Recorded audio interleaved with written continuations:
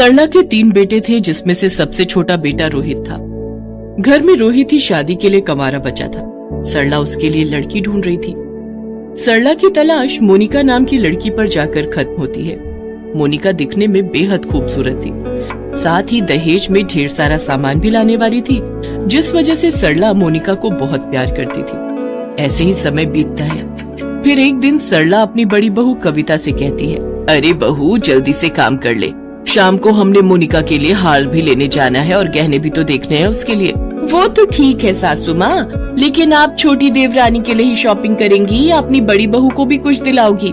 आखिर शादी तो हमारे देवर की है ना।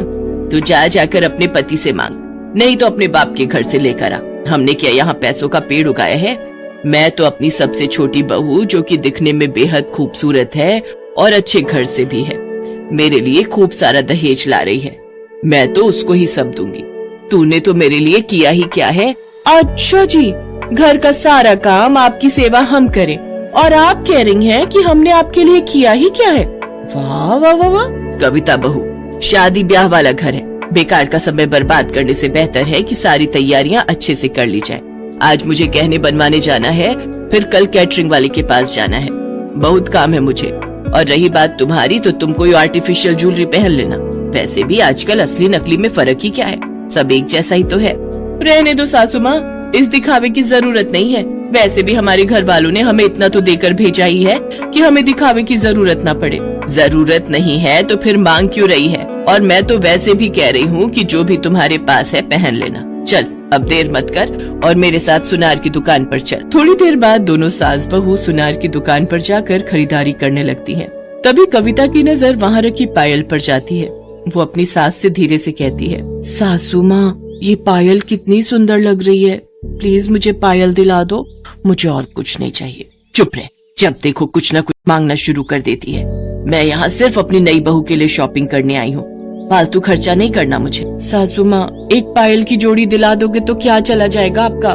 मैंने तुझे कितनी बार कहा है शांति से खड़ी रह। चल अब चुपचाप से मेरी हेल्प कर नई बहू के गहने लेने में। मैं तुझे यहाँ इसीलिए लेकर आई हूँ, और अगर तू मेरी ये हेल्प भी नहीं कर सकती तो तू यहाँ से जा सकती है, अकेले ही शॉपिंग कर लूंगी मैं। बेचारी कविता अपनी सास की बातें सुनकर चुपचाप खड़ी रहती है। शॉपिंग करके जब वो दोनों घर आती हैं, तो सरला की मंझली बहू तारा उससे कहती है, सासू माँ जब आप घर पर नहीं थी ना, तो एक साड़ी वाला आया था और आपको पता है उसके पास बहुत सुंदर कलेक्शन था। मुझे तो अपने लिए 4 साड़ी पसंद आ गई और 2 मैंने दीदी के लिए भी पसंद की है। अरे वाह। अब तुम दोनों मुझे एक बात बताओ, शादी तुम दोनों की है या मोनिका की? हमें पता है सासू माँ कि मोनिका और देवर जी की शादी है, लेकिन हम दोनों भी तो उसकी जेठानियाँ हैं, तो हमारा सुंदर दिखना भी तो जरूरी है।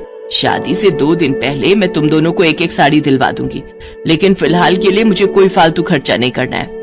तो तारा बहू कल तू उस साड़ी वाले को बुला ले, और हाँ दोनों एक बात कान खोलकर सुन लो, कल की साड़ी कलेक्शन मैं सिर्फ मोनिका बहू के लिए ही लूंगी, और तुम दोनों को मेरी मदद करनी होगी तो सिर्फ इतना करना कि साड़ी पसंद करवाने में मेरी मदद कर देना। ये कहकर सरला अंदर चली जाती है। उसकी बातें सुनकर तारा और कविता को बहुत गुस्सा आता है।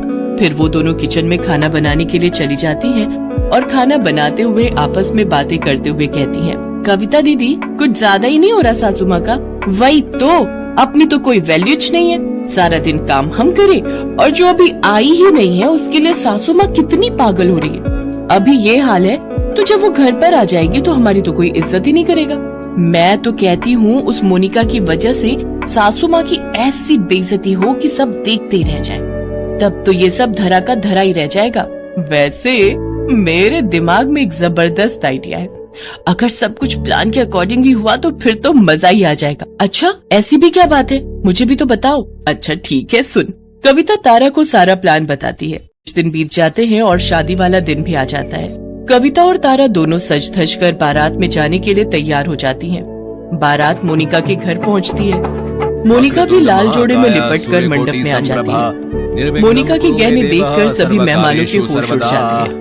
सरला ने बहुत ही भारी भरकम जेवर अपनी सबसे छोटी बहू के लिए बनवाए थे, लेकिन कविता और तारा को ये देखकर बहुत जलन होती है और आखिरकार मोनिका और रोहित की शादी हो जाती है। मोनिका शादी करके अपने ससुराल आती है तो सरला कहती है, ये है मेरी मोनिका बहू, जो दिखने में मेरी दोनों बहुओं से ज्यादा खूबसूरत है और शादी में जो गहने मैंने दिए हैं वो तो इसकी खूबसूरती पर 4 चांद लगा रहे थे।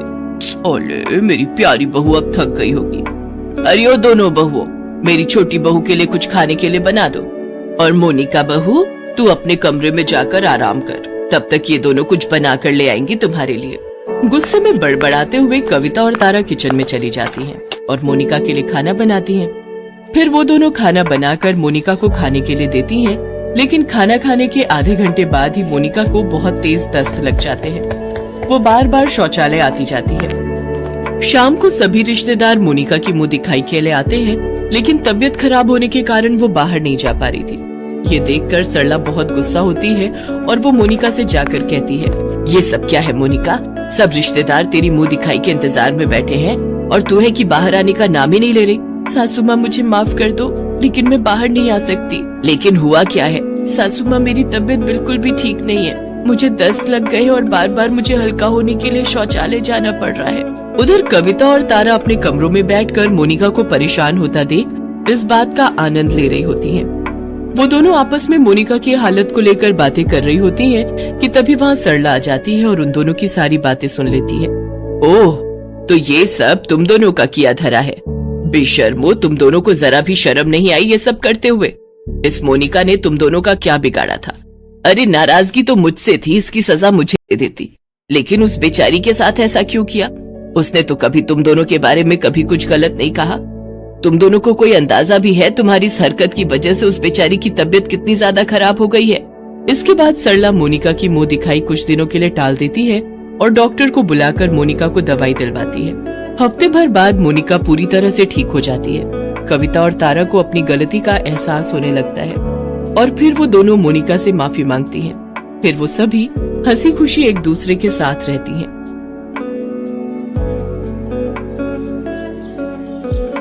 जमींदार साहब आज अपनी गलती पर खुद ही शर्मिंदा थे। आज उनके घर की इज्जत पर दाग लगते लगते बच गया। चौधरी साहब, हमने ब्लैकमेल करने वाले दोनों गुंडों को पकड़ लिया है। वो गुंडे वीरपुर गांव पर बहुत समय से नजर रखे हुए थे और वो ये भी जानते थे कि वीरपुर गांव की औरतें खुले में नहाती हैं। पर हमें खुशी है कि आपकी छोटी बहू सुधा ने जो हिम्मत दिखाई और उन बदमाशों के खिलाफ हमारे पुलिस थाने में रिपोर्ट लिखवाई, उसकी हमें दाद देनी होगी। अच्छा चौधरी साहब, मैं चलती हूँ, नमस्ते। मैंने आपको कितनी बार समझाया था, घर की बहुओं का खुले में नहाना ठीक नहीं, पर आप नहीं माने। अब कुछ भी हो जाए, मैं अपनी बहुओं के लिए घर में गुसल खाने की व्यवस्था जरूर करूंगी। वीरपुर गांव जहां घरों में गुसल खाने की व्यवस्था नहीं थी, इसलिए गांव की औरतें खुले में नहाने को मजबूर थी। अरे नई बहू, सोकर उठी नहीं क्या? स्नान के लिए नदी पर जाना है। बड़ी भाभी, नहाने के लिए नदी पर? लेकिन यूं खुले में नहाते हुए कोई देख लेगा तो? हाँ सुधा, इस गांव में औरतें खुले में ही नहाती हैं और वैसे भी गांव के लोगों को पता है कि जिस समय गांव की औरतें नदी पर नहाने जाती हैं, उस समय गांव के मर्द नदी के आसपास भी नहीं फटकते। अच्छा, अब देर मत करो, वैसे भी नदी किनारे इस समय सुनसान होता है, हम जल्दी से नहाकर आ जाएंगे। मालिनी और सुधा नदी पर नहाने के लिए जाती हैं। गांव की बहुत सी औरतें पहले ही नदी पर नहा रही थी। सुधा को बहुत शर्म आ रही थी। मालिनी भाभी, ये तो बहुत अजीब लग रहा है, अगर किसी ने हमें देख लिया तो हमारी इज्जत तो मिट्टी में मिल जाएगी। अरे काहे का शर्मा रही हो बहू रानी? हमें इतने साल हो गए, आज तक तो हमें किसी ने देखा नहीं, तो अब कौन देखेगा? चौधरी साहब से सब डरते हैं, इसलिए नदी किनारे कोई मर्द नहीं आता, सिर्फ औरतें ही नहाती हैं। सुधा को बहुत अजीब महसूस हो रहा था, पर वो करती क्या? मजबूरी में उसे मालिनी और बाकी की गांव की औरतों के साथ नदी में उतरना ही पड़ता है। बड़ी मुश्किल से सुधा नदी में नहाकर घर आती है। अब तो रोजाना ही वो मालिनी और बाकी की गांव की औरतों के साथ नदी पर नहाने लगी। धीरे धीरे जब सुधा को लगा कि सचमुच नदी के आसपास सिर्फ औरतें ही आती हैं, तो वो थोड़ी बेफिक्र हो गई। पर एक दिन जब सब बहुएं नदी पर नहा रही थी, मालिनी भाभी, लग रहा है कोई हमें देख रहा है। नहीं तो तुम्हारे मन का वहम है, लगता है तुम्हारा डर अभी तक नहीं गया है। चलो जल्दी से नहा लो, फिर घर चलते हैं। अगले दिन भी सुधा को ऐसा ही महसूस हुआ। मालिनी भाभी, मैं कह रही हूँ ना कि कोई है जो हमें देखता है, मुझे बार बार गलत महसूस नहीं हो सकता। अरे बहू रानी, तुम बेकार में ही डर रही हो। किसी की इतनी मजाल नहीं जो हमें नहाते हुए देख ले। और ये सच था। गांव वालों की इतनी हिम्मत नहीं थी कि वो गांव की बहुओं को खुले में नहाते हुए देख ले। तो आखिर कौन था जो उन सबको खुले में नहाते हुए देख रहा था? अरे यार मगन, ये गांव तो बहुत बढ़िया है यार। तूने बिल्कुल सही जगह का पता लगाया बे। खुले में नहाती इन गांव वालों की बहुओं के हमने बहुत ही बढ़िया फोटो अपने फोन में निकाल ली है बे। वही तो, मैंने बिल्कुल सही गांव का पता लगाया ना। अब इन फोटोओं का इस्तेमाल करने का सही समय आ गया बे। गांव के चौधरी की दोनों बहुएं भी उन औरतों के साथ ही नहाने आती हैं। चौधरी की बहुओं को ब्लैकमेल करके अच्छे खासे सोने के जेवर और रुपए ऐंठ लेंगे। और तू तो जानता ही है, ये गांव की भोली भाली बहुएं शर्म से किसी को कुछ नहीं बताएंगी। तो ठीक है, किसी दिन रास्ता रोककर ये फोटोएं उन्हें दिखा देते हैं। तो देर किस बात की है? कल दिन में जब वे दोनों नहा कर जा रही होंगी तभी रास्ते में उन्हें पकड़ लेंगे। अगले दिन मालिनी और सुधा नदी पर नहाकर जब हवेली की तरफ जा रही थी तो नदी से थोड़ी दूरी पर जगन और मगन नाम के उन बदमाशों ने उनका रास्ता रोक लिया और उन दोनों को फोटो दिखाने लगे। दोनों बहुएं डर गई। अब अगर तुम दोनों नहीं चाहते कि ये फोटो गांव में हर कोई देखे या फिर गांव से बाहर और भी जगह ये फोटो पहुंचे, तो जैसा हम कहते हैं वैसा तुम दोनों करोगी? नहीं नहीं, हमारी ये फोटो किसी को मत दिखाना। तुम्हें क्या चाहिए हमें सीधी तरह बता दो। अगर तुम चाहती हो कि हम ये फोटो किसी को न दिखाएं और अपने फोन से हटा लें, तो कल दोपहर तक 2 लाख रुपए नकद और सोने के जेवर एक बैग में भरकर तुम दोनों हमें ला कर दोगी। उसके बाद हम यहाँ से चले जाएंगे। ठीक है, तुम चिंता मत करो। हम कल दोपहर तक तुम्हारी ये मांग पूरी कर देंगे। पर तुम तब तक ये फोटो किसी को नहीं दिखाओगे। मालिनी पूरी तरह घबरा चुकी थी। वो दोनों घर लौट आती हैं। मालिनी भाभी, हम ये गलत कर रहे हैं। अन्याय के सामने झुकना कायरता है। हम अन्याय को छूट दे रहे हैं। उन मुजरिमों को सजा मिलनी चाहिए। उनकी मांगे पूरी करके तो हम उन्हें और बढ़ावा दे रहे हैं। आज वो हमारे साथ ऐसा कर रहे हैं, कल किसी और के साथ करेंगे। ये सरासर गलत है भाभी। तो हम कर भी क्या सकते हैं सुधा? हमारी फोटो बदमाशों के पास है।